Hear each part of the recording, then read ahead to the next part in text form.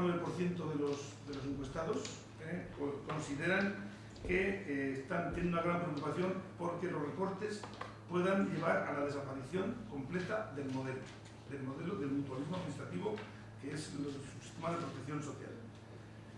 De los encuestados, el 89,1% considera que es el gobierno el que tiene la obligación de mantener la financiación suficiente, el 89,1%. Sin embargo, cuando profundizamos en la respuesta y les preguntamos si estarían dispuestos a aumentar su aportación para solucionar el problema como una medida de solución, este porcentaje del 89,1% baja a 64,7%, dicen que no están dispuestos a pagar. Sin embargo, el 35,3% dice que sí. Es decir, estamos viendo que no es un tema económico, pues, no es un tema económico, sino es un tema de responsabilidad de la administración. No todo el mundo está en negativo a pagar, sino que hay una parte importante que estaría incluso dispuesto a pagar. Pero siguen siendo mayoritarios, abrumadoramente mayoritarios, como el doble, los que dicen que no están dispuestos a aumentar la financiación, entendiendo que los funcionarios, todos somos funcionarios los que estamos en este sistema, pues ya hemos tenido recortes, ya hemos tenido muchas rebajas de sueldo, y entonces consideran que la pérdida del poder adquisitivo no hay que meterle otro recorte más aumentando la aportación a la mutualidad. A la pregunta si la desaparición del mutualismo supondría una modificación de sus condiciones laborales, pues también abrumadoramente el 87,7% dicen que sí. No es solamente 1.623, es un porcentaje muy pequeño. Luego dejábamos una pregunta abierta sobre qué les parecía a ellos, en qué prestaciones habían visto deterioro del sistema. Y les dábamos varias indicadas y además una línea para que ellos aportaran los problemas que habían visto ellos en su uso diario de los servicios sanitarios, ¿no?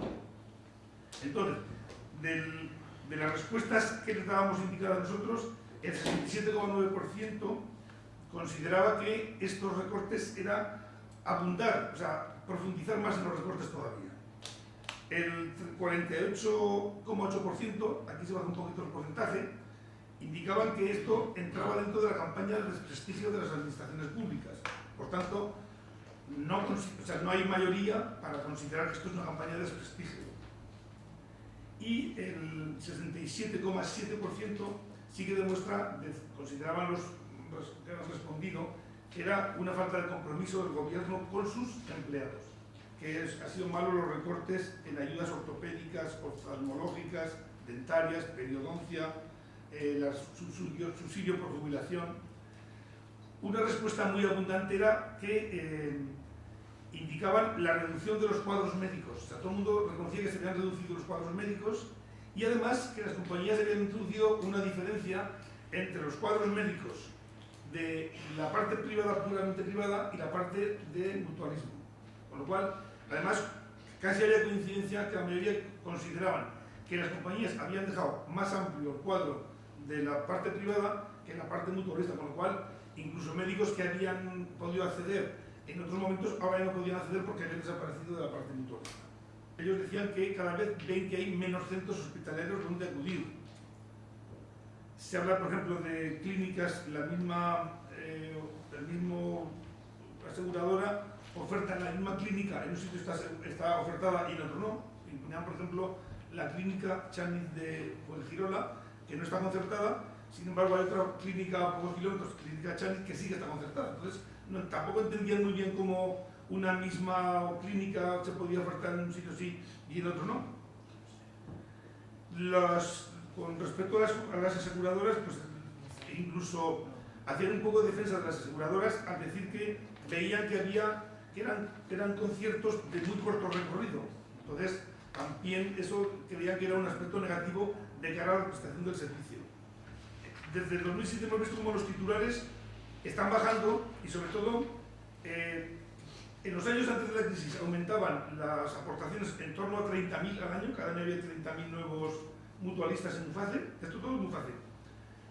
Y, por ejemplo, en el 2012 ya hubo menos 4.200 y en el 2013 menos 4.100.